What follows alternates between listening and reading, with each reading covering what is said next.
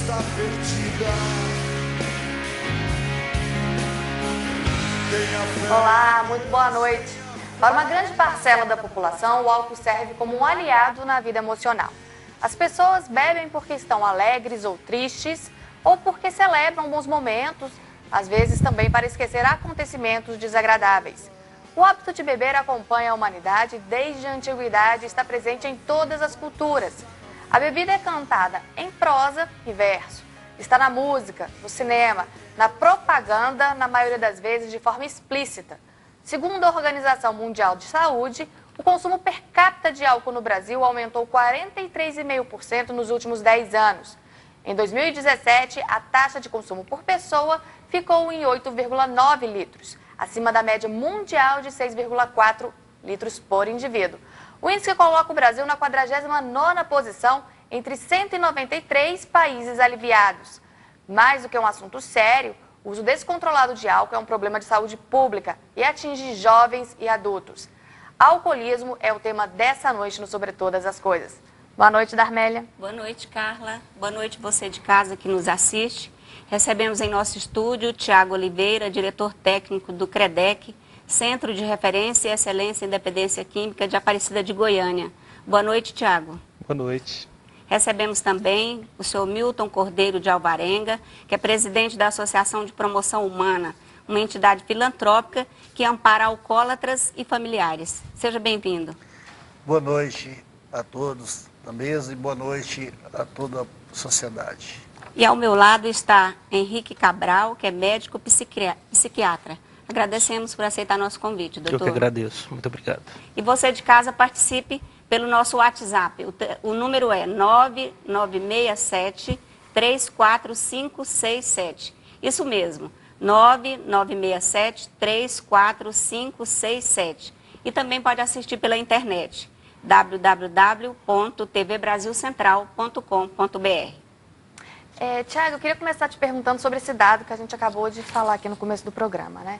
Em 10 anos, aumentou muito o número de pessoas que têm problema com álcool no Brasil.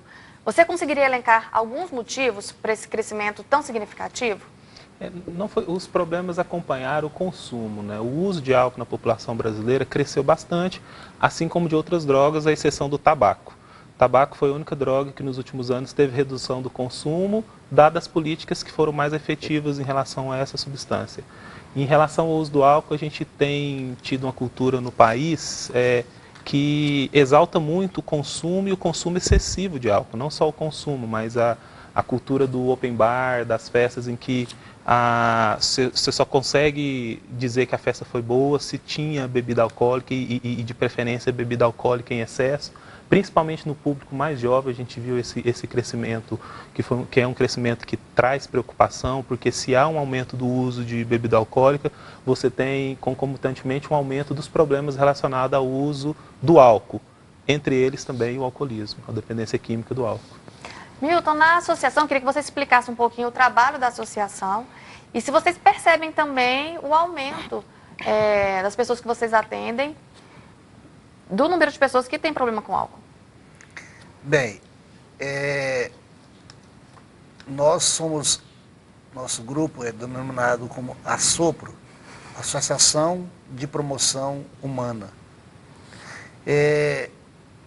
Ao longo do tempo, vem se observando o crescimento organizado do consumo de todos os tipos de drogas, lícitas e ilícitas. No caso do álcool, eu creio que é a pior situação porque ele é legalizado, não é tido como uma droga. Então, todas as famílias consomem livremente, como você bem disse, por todos os motivos. E, desde as crianças até os adultos consomem de forma desregrada. E, assim como aconteceu com o tabaco, que houve uma diminuição enorme, porque houve a intervenção do governo, a intervenção pública, no sentido de conter propaganda, de conter os excessos. Com álcool é diferente, porque não sei se a indústria é muito forte, a produção é grande demais e precisa ser escoada, mas é que há essa liberdade, e com essa liberdade não tem controle. Aumenta o consumo e os problemas de saúde também, né, doutor Henrique? Quais são os principais problemas de saúde ligados ao uso excessivo do álcool? Então, o alcoolismo ele traz uma série de alterações no próprio corpo da pessoa, né? Alterações cardiológicas, alterações metabólicas e alterações neurológicas, assim, se a gente fosse resumir, no mínimo, isso daí. É claro que cada pessoa tem a sua predisposição a qual órgão vai ser mais acometido, né? Tem pessoas que com pequenas doses de bebida alcoólica, elas começam a ter alterações hepáticas, por exemplo, né? Pode desenvolver quadros de cirrose. Outras pessoas têm uma maior predisposição para doenças cardiovasculares, aumento do colesterol, aumento de doenças do grupo da cardiologia. Agora, sem dúvida nenhuma, um fator muito importante são o adoecimento neurológico, né? O álcool, por exemplo, leva a uma maior taxa de quadros demenciais. O envelhecimento cerebral acontece de maneira muito acelerada com o uso da bebida alcoólica. Carla, nós já temos uma participação aqui de um telespectador, é o Samuel e Fabiola Aquino. Nós agradecemos a participação e a pergunta é para o doutor Henrique. Qual o fator que mais influencia o alcoolismo? É genética, a cultura do meio em que a pessoa vive ou os fatores psicológicos? Então, obrigado pela pergunta. Com certeza, a gente não tem somente um fator acontecendo que desencadeia o alcoolismo, né? Você tem fatores genéticos que sempre são participantes, fatores que são muitas vezes mandatórios, a questão da aquisição da dependência ao álcool.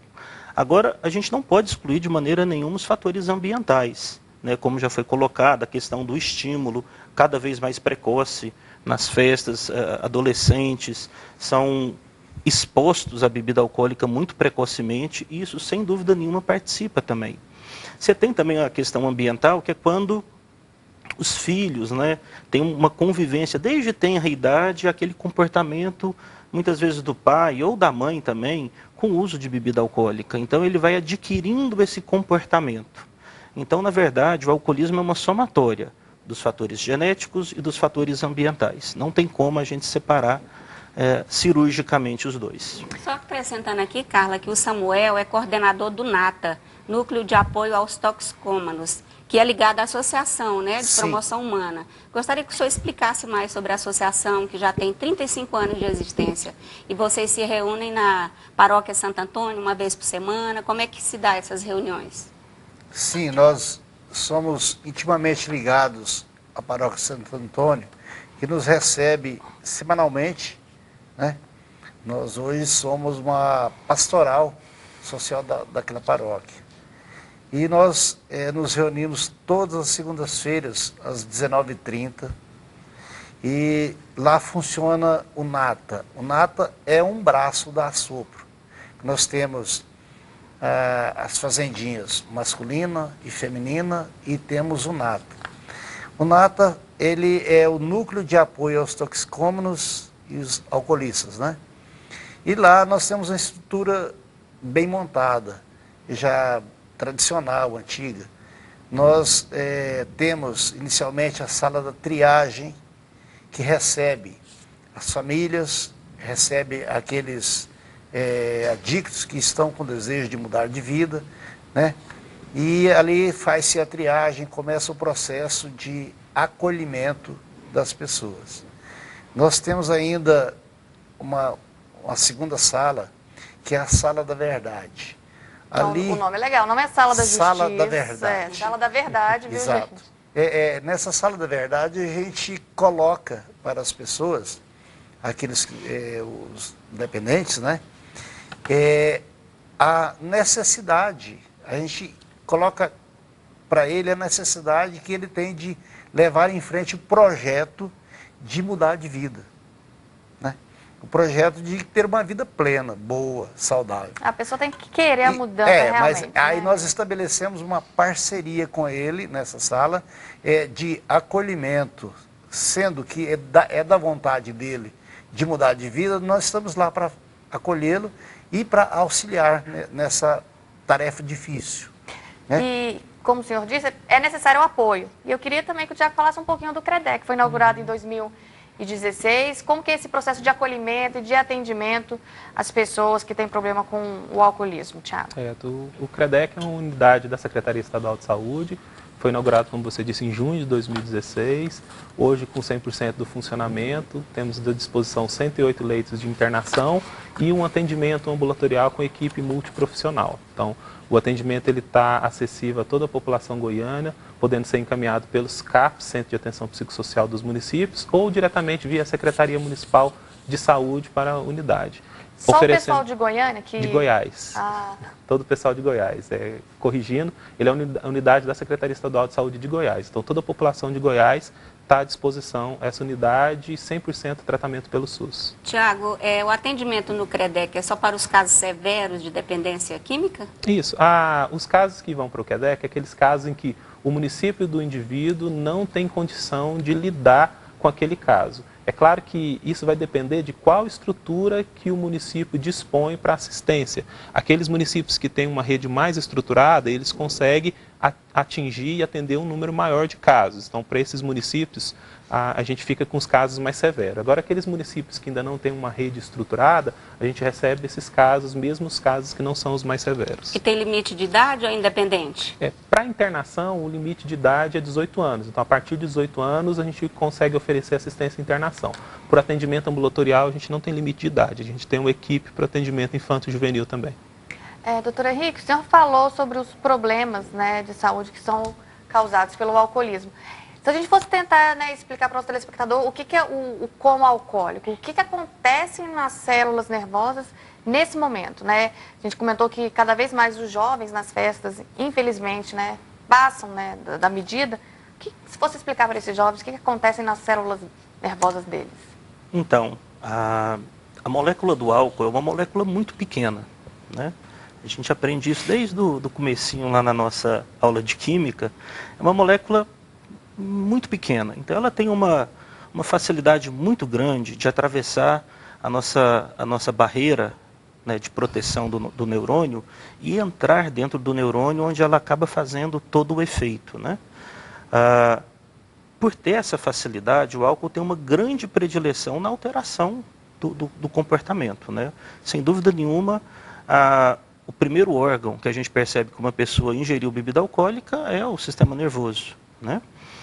Então, quando você atinge determinadas doses da bebida alcoólica, esse próprio álcool ele vai se tornando cada vez mais tóxico para o neurônio, até chegar a um ponto em que toda a arquitetura cerebral, que ela é organizada através de impulsos elétricos, ela se desorganiza, a ponto da pessoa ficar desacordada ou ficar sem nenhuma ação.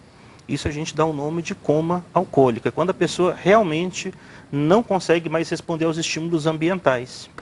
Os neurônios vão morrendo, é o que podem também ocasionar aí as doenças mentais. Com certeza. A evolução nessa exposição ao álcool é altamente letal para o neurônio.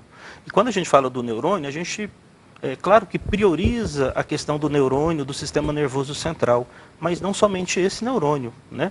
Os neurônios de todo o corpo, eles vão se alterando. Tem uma participação do Cláudio, do setor dos Afonsos. Ele pergunta para o seu Milton, qual faixa etária está mais atingida pelo alcoolismo e se há crianças envolvidas, vocês atendem também crianças lá? Não, sabidamente, o álcool está presente na vida do brasileiro, né? Quase que na primeira infância. Mas nós atendemos adultos, né, a partir dos 18 anos para internação e, no caso, como eu havia explicado inicialmente, na Sala da Verdade, né, onde é mais ou menos que um consultório, a gente atende, aí não temos faixa etárias nem distinção de sexo masculino ou feminino. Lá a gente atende sem distinção de classe, não importa. Sendo procurado, nós estamos atendendo a todos. Né? Tem muitos idosos? Existe uma camada de idosos mais ligados especificamente a álcool, né? As drogas, essas químicas, é mais ligado à juventude. Talvez pela aquela ânsia de aventura, buscar novas emoções, os jovens buscam mais. Agora, os alcoolistas realmente são de idade já mais avançadas. Eu perguntei, a gente vai voltar sobre esse assunto no próximo bloco, é que uma pesquisa do Datafolha mostrou que 1 em cada 10 idosos bebe diariamente. É uma taxa altíssima, até mais Sim. do que muitos jovens. Então, fique com a gente, que depois do intervalo a gente vai discutir o alcoolismo na terceira idade. Não diga que a canção está perdida.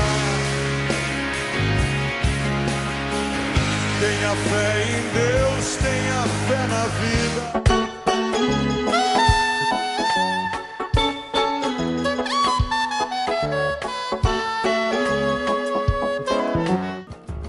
Eu vou no bloco dessa mocidade. Sobre todas as coisas está de volta e hoje a gente está discutindo o tema alcoolismo. Estão conosco aqui no estúdio o diretor técnico do CREDEC, Tiago Oliveira, também o Milton Cordeiro de Alvarenga, presidente da Assopro, e o Henrique Cabral, médico psiquiatra. A gente conversava antes do intervalo sobre o problema de alcoolismo na terceira idade. Eu quero aproveitar e perguntar para o Milton, que ele disse que existem, né, vários idosos lá na associação. Então, que você falasse desse tratamento específico para os idosos. Vocês percebem que eles começaram a beber porque se aposentaram, problema de família, porque tem a sala da verdade, né, Milton? Então, Sim. eu acho que serve para eles desabafarem um filtro. pouquinho, o filtro, né? Isso. Na verdade, o alcoolismo não começa na terceira idade. Ele toma mais força na terceira idade, os que conseguem atingir a terceira idade, exatamente porque a pessoa entra naquela faixa do ócio, né? Ele tem poucos ofícios, aposentados, mas dificilmente eles sozinhos, por si só, admitem a sua fraqueza, a sua escravidão perante o álcool e procuram. Aí utiliza-se das famílias para nos procurar, para que depois ele venha. Normalmente a família frequenta 2, 3 semanas, daí ele começa a ter coragem, se encorajar e ir para realmente pedir ajuda. Que a família também é uma codependente, né, digamos assim, né? Como é que é o trabalho de assistência às famílias que estão passando por um problema como esse? Bem, como eu ia dizendo da nossa estrutura, funciona lá também a terceira sala, que é a sala da perseverança. Lá estão reunidos semanalmente vários dependentes químicos, né, e alcoolistas também, que estão em sobriedade. Quantas pessoas, mais ou menos, participam das reuniões? Olha, nós temos um número variado. Tem dia que a sala está cheia, tem dia que a sala está vazia. Não dá para se estimar o número.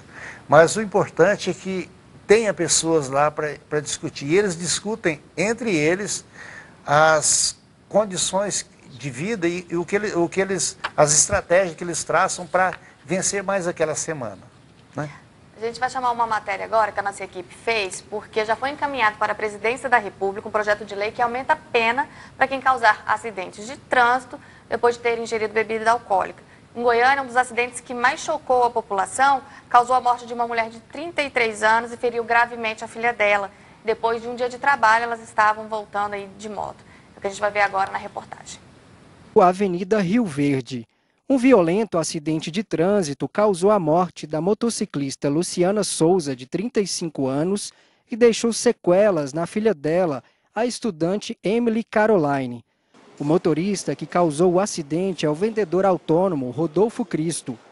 Ele estava embriagado e as imagens de câmeras de segurança mostram que o carro estava em alta velocidade. Rodolfo segue preso e foi autuado por homicídio doloso. 2 meses após o acidente, Emily tenta se adaptar à nova realidade. Ela ficou 28 dias internada e fez 4 cirurgias. A recuperação tem sido dia após dia. Até que está sendo rápida, graças a Deus, assim, mas nem previsão de quando ainda vou voltar a andar. Os médicos deram 3 meses para poder movimentar essa perna, graças a Deus já estou recuperando alguns movimentos. a legislação de trânsito vai mudar para casos como este. A Câmara dos Deputados aprovou um projeto de lei que aumenta a pena para motoristas embriagados que provocarem acidentes fatais.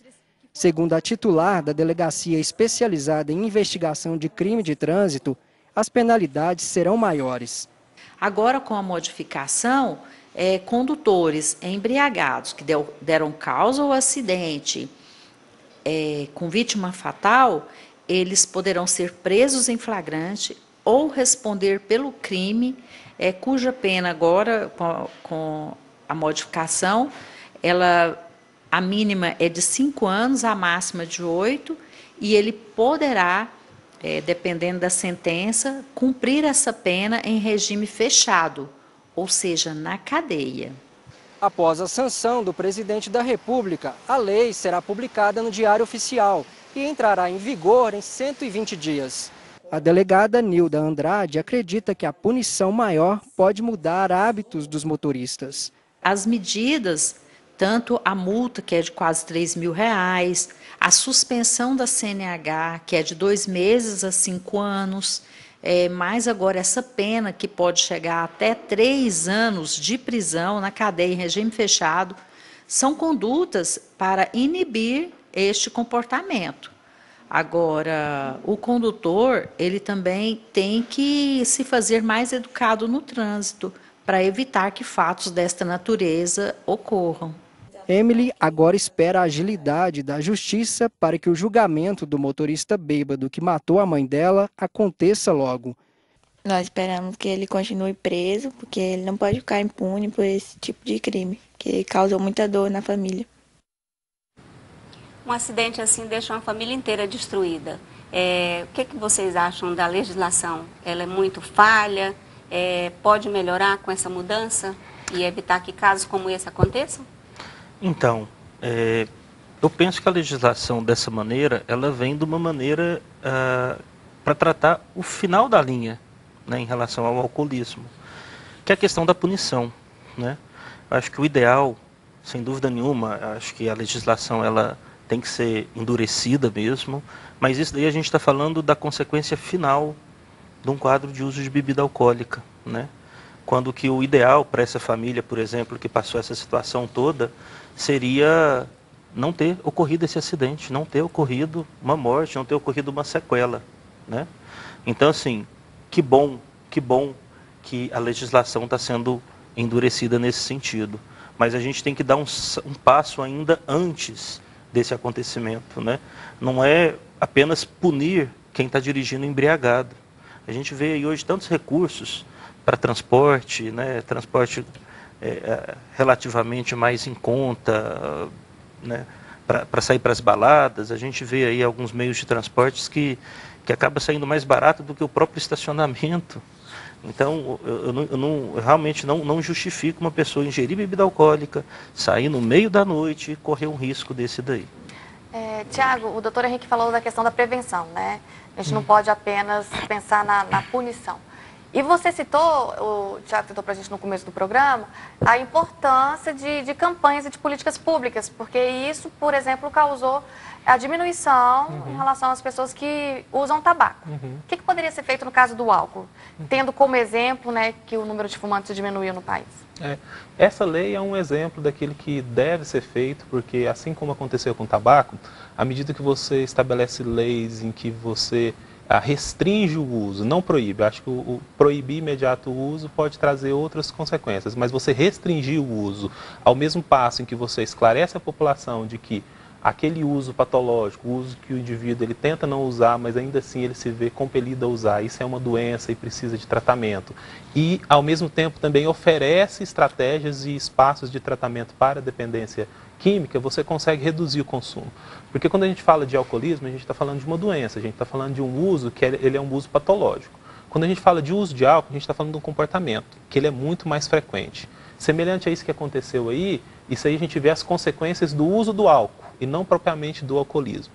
Então, o uso do álcool e o uso inadequado do álcool, como foi esse do exemplo aí desse acidente trágico, ele leva a consequências. Então, a legislação precisa trazer um endurecimento das consequências no sentido de se inibir o comportamento inadequado de usar bebida alcoólica e dirigir, ou usar bebida alcoólica e se envolver em práticas delituosas.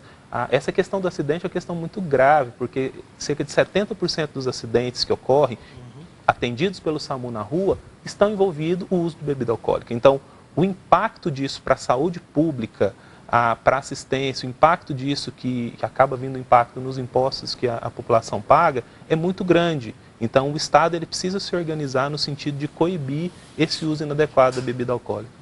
Reforçando aí o que você falou, Tiago, que o alcoolismo é uma doença, tem uma pergunta da Antônia Vieira, do setor Santa Genoveva. Ela pergunta, o alcoolismo tem cura? Como qualquer doença crônica, assim como hipertensão e diabetes, a gente não fala de cura, a gente fala de recuperação e de remissão da doença. É possível que uma pessoa hipertensa, ela controle a doença e tenha uma qualidade de vida satisfatória. O mesmo resultado é possível não só para o alcoolismo, mas para qualquer dependência química. A gente não fala de cura, mas a gente fala de remissão dos sintomas e de recuperação funcional. Os efeitos econômicos que o Tiago citou realmente são alarmantes, porque no Brasil, para você ter uma ideia, a estimativa é que o nosso país perca cerca de 7,3% do PIB em decorrência de problemas relacionados ao álcool. Isso equivaleria, viu, gente, a 372 bilhões de reais. Quer dizer, compensa muito mais investir em prevenção do que em tratamento, né, Milton? Exatamente. Do que em tratamento não, eu quero dizer que é na punição, porque o tratamento também tem que ter investimento. Tal qual o tabaco, as indústrias, me parece, ter sido responsabilizadas e obrigadas a restituir a familiares ou ao governo algo para reparar os danos, os gastos hospitalares, despesas, né, com doentes. Eu acho que a bebida seria mais ou menos a mesma coisa, né? No caso das bebidas, as empresas produtoras de bebidas deveriam arcar com essas despesas, né? Porque, na verdade, o álcool é a pior droga de todas. Ela é a porta de entrada de todas as outras drogas. O caminho abre-se através do alcoolismo. O senhor percebe isso também no consultório? Sim, sem dúvida nenhuma, o álcool é o primeiro elemento, é o primeiro adicto, a primeira droga, a primeira substância que a pessoa vai utilizar. E é bastante cultural, a gente percebe pelas músicas que fazem no país, né? A alusão à bebida. As propagandas. As propagandas, né? São muito que incisivas. usam ídolos, né, de crianças, inclusive, né? Isso incentiva, né? Até pouco tempo atrás, as propagandas de bebida alcoólica eram uma animação. Era uma produção assim bonita de ver, músicas engraçadas, coisas que, sem dúvida nenhuma, como já foi falado aqui pelos colegas... Tem até novelinha. Sim. Né, que eles fazem, realmente é muito bem produzido. É muito bem produzido. E assim, não é à toa, o Brasil ele tem, começou no Brasil pelo menos, né, a maior indústria relacionada à bebida alcoólica, né, no mundo.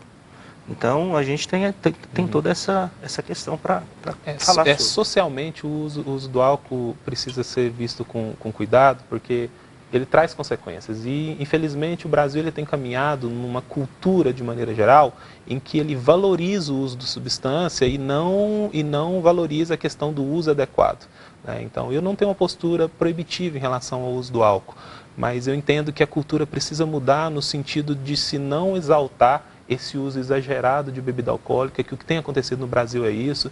As pessoas não têm conseguido se divertir sem estar associando isso ao uso do álcool. Com isso você tem pessoas em idades cada vez mais precoces tendo contato com a bebida alcoólica. Ainda que no Brasil seja proibida a venda de bebidas alcoólicas e oferecer bebidas alcoólicas para crianças e adolescentes, cada vez mais esse público tem tido contato nessas últimas estatísticas, cerca de 5% da população menor de 18 anos é dependente de álcool. Então, o uso abusivo, o uso do álcool normalmente começa na adolescência, dentro do ambiente familiar, estimulado pelos pais, entendeu? Então, assim, e já é sabido que o contato antes dos 18 anos com bebida alcoólica ou qualquer outro tipo de substância, aumenta o risco da pessoa desenvolver a dependência química àquela substância. Então, a gente precisa desenvolver uma cultura em que ela não admite o uso de bebida alcoólica e o uso de qualquer droga por crianças e adolescentes. Esse é o primeiro ponto. Isso tem que ser inadmissível, né? É inadmissível. Como hoje está sendo inadmissível você ver uma criança menor de 14 anos trabalhando, a cultura tem que ser inadmissível ver um jovem, um adolescente menor de 18 anos fazendo uso de bebida alcoólica ou qualquer tipo de substância. Outra coisa que precisa mudar culturalmente é parar de exaltar o uso excessivo de bebida alcoólica, né? Então, e desenvolver o uso responsável. Aqueles que querem fazer uso, que tenham um uso responsável da bebida alcoólica. Milton, a associação mantém 2 fazendas, né? Sim. Para internação de pessoas. Isso. Além da igreja, vocês têm ajuda de outras instituições? Não, na verdade, a gente capta recursos, né? De uma maneira generalizada, né? E que ultimamente tem sido, talvez devido a essa crise econômica que o país atravessa, um pouco pequena para as nossas necessidades. Então, nós, voluntários, trabalhamos diuturnamente nesse sentido. A Sopro, ela administra, né, 2 unidades terapêuticas. Onde ficam as unidades? A Fazendinha do Senhor Jesus, da Molândia. É uma masculina e outra feminina. É a primeira unidade. Lá nós internamos os masculinos, né? E em Goiânia nós temos uma outra unidade, que é a unidade feminina. Nós, nessas 2 comunidades, nós temos reconhecimento público municipal e temos também o reconhecimento público estadual. Nós somos reconhecidos estadualmente como entidade filantrópica sem fins lucrativos. É uma comunidade terapêutica? Exatamente, é uma comunidade terapêutica nos moldes da FEBRACT, da Confederação das Comunidades Terapêuticas. Nós trabalhamos em cima dos métodos preconizados por eles. E pode ficar quanto tempo lá? Bem, o tempo de internação é de 9 meses, alusivamente, né, ao renascimento de uma pessoa, porque a pessoa, uma vez adicto de qualquer substância, quando ele vai para lá uma pessoa e sai de lá outra pessoa totalmente diferente. Isso é notório a partir do 2º mês de internação, de acolhimento, né? Uma curiosidade, a sua resposta vai influenciar na pergunta que eu vou fazer para o doutor Henrique. Tem mais homem ou mulher nas fazendinhas atualmente? Sempre é mais homens. Mais homens, né? Porque aí vem o começo de toda a situação, começa-se com álcool. E os homens começam a beber mais novos, todos, né? E daí as mulheres sempre em menor quantidade, porque vocês são mais recatadas, mais de dentro de casa, vocês demoram a bater asas, né? Então as meninas... Eu vou nem falar do que eu lembrei do recatada, né? De um bordão que rolou por aí. Mas aproveitando, eu queria perguntar para o doutor Henrique o seguinte, o prejuízo causado no organismo feminino e no masculino, esse prejuízo é igual ou é diferente por causa dos hormônios que as mulheres têm, que são hormônios, né, diferentes? Então, excelente pergunta, isso daí a gente tem que diferenciar mesmo. Na verdade, homem e mulher, eles reagem de maneiras diferentes às substâncias, e ao álcool não é diferente, né? O metabolismo do álcool da mulher é diferente do homem. A mulher é muito mais lenta para eliminar o álcool. Então, pequenas quantidades, elas já são suficientes para alterar o metabolismo da mulher. Então, a mulher ela sofre mais com o uso da bebida alcoólica. Embora, como já foi colocado, a incidência nos homens seja bem maior, é bem mais evidente. Tem uma questão também que o homem ele acaba partindo para as bebidas de alto teor alcoólico, né? Os destilados, as bebidas quentes. Então, isso daí acaba... É um ponto de diferença também, né? A mulher muitas vezes não chega a usar bebidas destiladas e mesmo assim desenvolve um quadro de alcoolismo. Justamente porque elas demoram mais a metabolizar. Exatamente. O álcool fica mais tempo no organismo. Em compensação, a recuperação, o tratamento de uma mulher é infinitamente mais difícil do que de um homem. Eu achei que você ia falar que era mais rápido. infinitamente mais difícil, mais complicado. Ó, isso a gente vai conversar daqui a pouquinho, depois Sim. do intervalo. Fique com a gente. Eu vou no bloco dessa mocidade.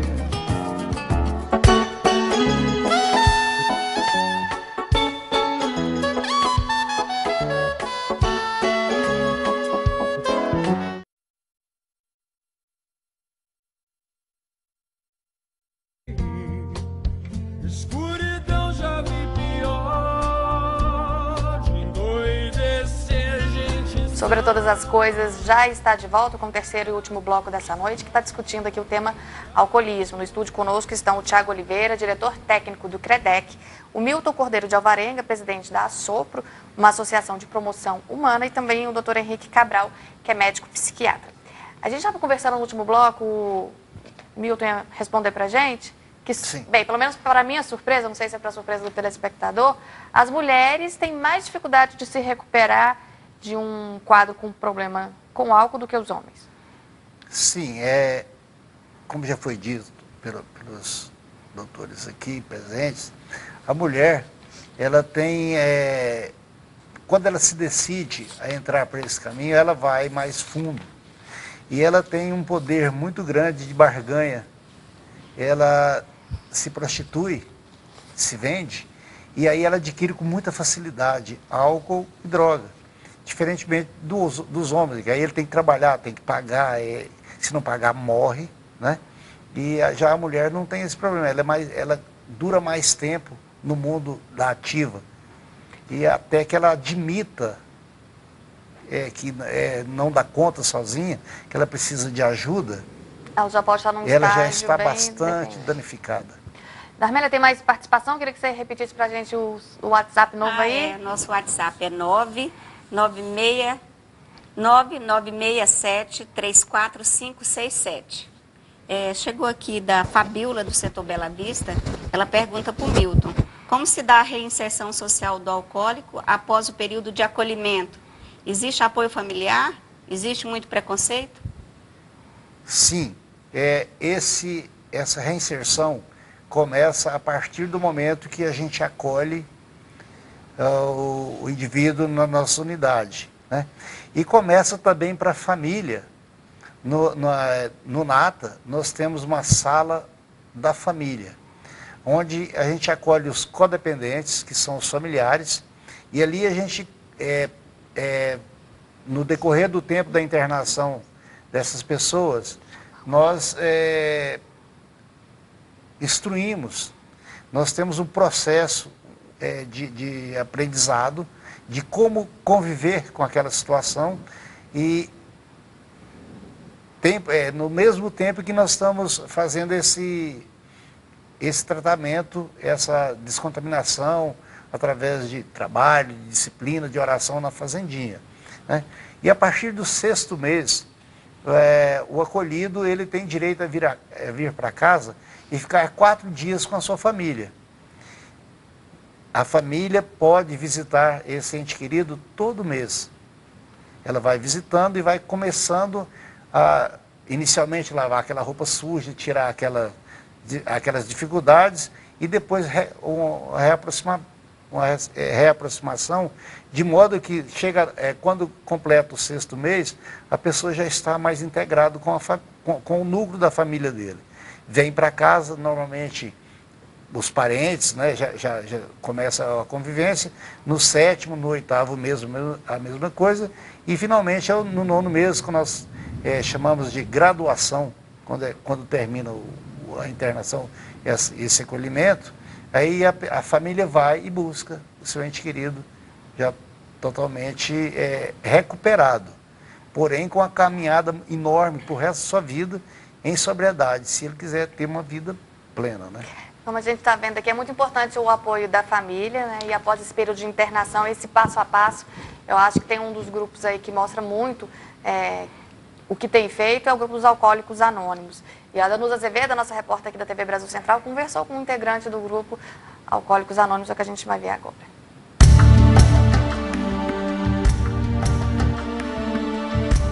Uma cervejinha aqui, outra lá, uma dose hoje, outra amanhã, mas você sabe a hora de parar de beber? Segundo a Organização Mundial de Saúde, o Brasil ocupa a posição de número 49 no ranking dos países que mais consomem bebidas alcoólicas. Em 2016, a nossa média foi de 8,6 litros por pessoa, enquanto a média mundial foi de 6,4 litros.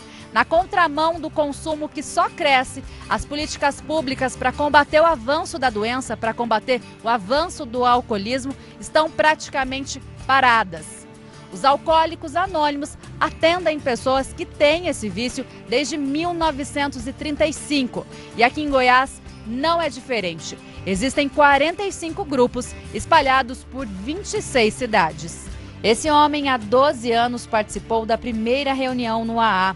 Mas ele, que bebia todos os dias, não achava que estava doente. O homem conta que a bebida já estava fazendo com que ele fizesse coisas sem perceber.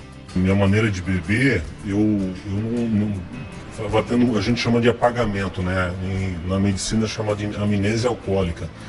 Eu bebia à noite e no outro deixava o carro em casa, mas eu acordava de manhã e não sabia onde que tinha deixado o carro. Então a primeira coisa que eu fazia na hora que eu levantava era procurar ver onde que eu tinha deixado o carro, né? A bebida afeta não somente a vida da pessoa que é viciada em álcool, mas também dos seus familiares.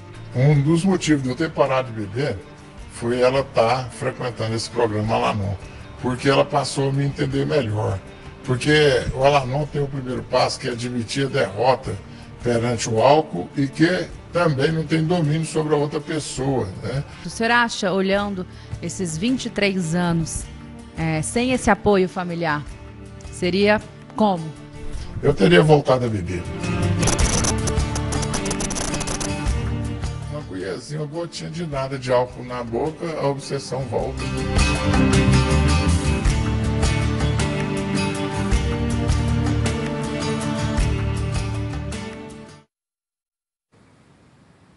A repórter Danusa fez uma pergunta no início da matéria dela, quando a pessoa deve parar de beber. E o Joaquim das Neves, do Madre Germana, fez uma pergunta mais ou menos parecida. Quando a bebida deixa de ser prazer e se torna vício? O senhor pode responder, doutor? Sim. Então, o uso do álcool, ele, como a gente tem colocado aqui, ele inicia-se através do uso social. E normalmente a gente coloca algumas perguntas que podem ser feitas, que o paciente pode estar pensando, inclusive, sobre isso, que já nos dão um norte sobre a necessidade ou não do tratamento. Né? Por exemplo, quando alguém da família ou ele próprio percebe a necessidade de reduzir o consumo da bebida alcoólica. Né? Quando ele usa a bebida alcoólica, ele traz alguma disfunção para si ou para a família, por exemplo, acidentes de trânsito, faltar trabalho por causa disso, começa a ter prejuízo social. Né? Quando também ela começa a ter necessidade de usar a bebida alcoólica logo no começo da manhã, né? Que é talvez um dos principais sintomas da dependência mesmo. Porque chega um momento que o álcool ele dá a famosa ressaca, né? Que para sair você precisa de uma segunda dose. Então, são critérios que normalmente a gente coloca para o paciente estar pensando sobre isso, que a gente faz o paciente refletir sobre isso, e normalmente quando responde sim para uma dessas 3 perguntas, é hora de estar trabalhando com mais atenção nesse paciente. Tem mais pergunta, Darlene? Sim, tem uma pergunta aqui, ele não deixou o nome, o telespectador, e pergunta para o Tiago, do CREDEC. Como é a compatibilidade da assistência ao alcoólatra da terceira idade com o Estatuto do Idoso? Não há nenhuma dificuldade em relação a se adequar ao Estatuto do Idoso, não. A gente tem priorizado o atendimento. Quando tem idoso, ele tem a prioridade na ordem de chegada, em receber a assistência. Na unidade específica do CREDEC, a gente tem tido um número pequeno de idosos, mas mais porque, como a unidade foi desenhada para o tratamento dos casos mais graves, a gente tem recebido mais dependências relacionadas ao uso de crack e o uso de múltiplas drogas. E geralmente a terceira idade, o problema está focado mais no alcoolismo e menos nessas outras drogas. Então, por esse motivo, a gente tem recebido um número menor de idosos do que realmente se espera. Doutor Henrique, as pessoas têm resistência ainda a procurar um psiquiatra quando tem problema com álcool? Então, isso daí é um grande estigma que a gente ainda tem, né? Aproveitando aqui o mês ainda de janeiro, que a gente tem trabalhado sobre o janeiro branco, né? Que é essa questão da pessoa tirar um tempo para falar sobre a saúde mental, né? Com certeza, a consulta com um profissional de saúde mental, psiquiatra, psicólogos, né, profissionais desse grupo, eles são carregados de um estigma muito grande. A gente tenta desvencilhar isso do estigma que traz, né? Afinal, se eu vou no psiquiatra porque eu estou louco, eu estou doido, não. A psiquiatria não se atém só para isso, né? Agora, com certeza, em relação ao alcoolismo, uma grande dificuldade é quando o paciente ele reconhecer que perdeu para o álcool. Isso daí, sem dúvida nenhuma, talvez seja o momento mais dolorido para o paciente. Eu acho que esse ponto admitir. A gente pode reforçar porque ele é muito sério, porque se a pessoa não reconhece que ela tem um problema, ela não precisa ser tratada. Exato, você já tem outro problema. Isso vale para todas as doenças crônicas, né? Então, o hipertenso é a mesma coisa. Se ele não reconhece que ele tem hipertensão e que isso é o problema, ele não vai tratar. Se o diabético não reconhece que ele tem uma doença que precisa de assistência, ele não vai se tratar. A mesma coisa que a dependência. Se a pessoa não reconhecer que aquilo está trazendo um prejuízo e que ele precisa de assistência, ele não vai conseguir receber uma assistência adequada. E todas as doenças crônicas, a gente tem tratamentos que são eficazes. O maior desafio é conseguir que o indivíduo tenha motivação suficiente para aderir ao tratamento. No caso do álcool, ainda tem o problema das recaídas, né? Isso é muito comum lá entre os pacientes que o senhor atende lá? Sim, eu gostaria de aproveitar o gancho. A pessoa não admite que é dependente. Não, comigo não, eu paro na hora que eu quiser. Né? Hipoteticamente, né? Porque na verdade ele não vai dar conta. Sozinho ele não vai conseguir. Agora, após o tratamento, o índice de recuperação de pronto, ele é muito baixo. Primeiro porque quando a pessoa retorna para a sociedade, a oferta é muito grande, é enorme. Então ele vai ter que querer continuar sadio, independente do vício, mas e lutar contra o amigo dele da vida inteira que continua bebendo. Os estímulos são muitos, acho que por isso que é importante então, acompanhar. A recaída, o número de recaída existe e por isso que a gente tem que insistir, né? A família tem um fator determinante.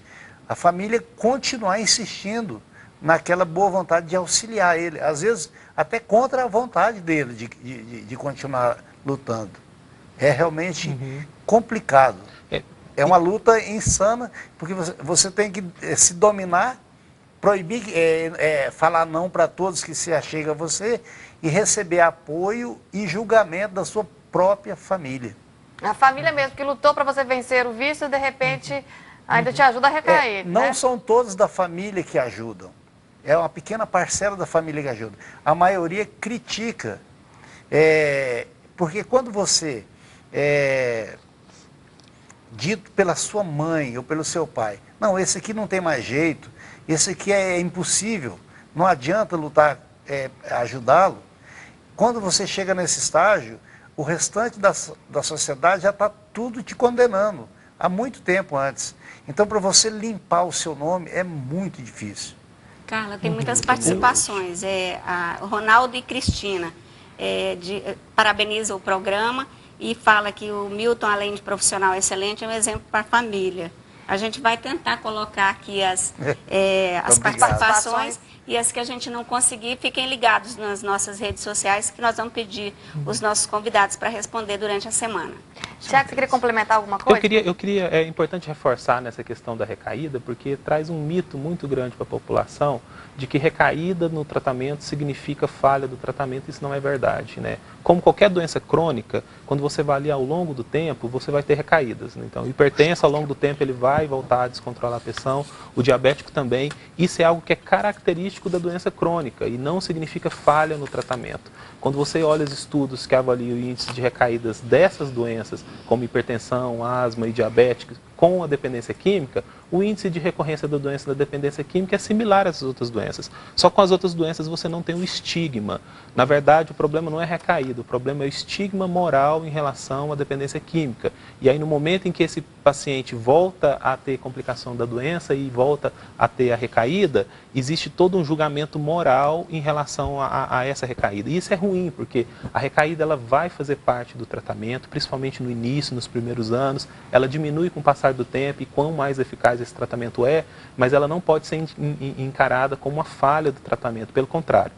A maioria das vezes em que o paciente que está em tratamento recai, ele não volta exatamente à mesma gravidade do uso anterior. E isso é bom, porque ele tem um momento para ele refletir o que foi que levou a ele ter a recaída e ele desenvolver estratégias para a prevenção de recaída. Então, interromper o uso de álcool e o uso de drogas é relativamente fácil.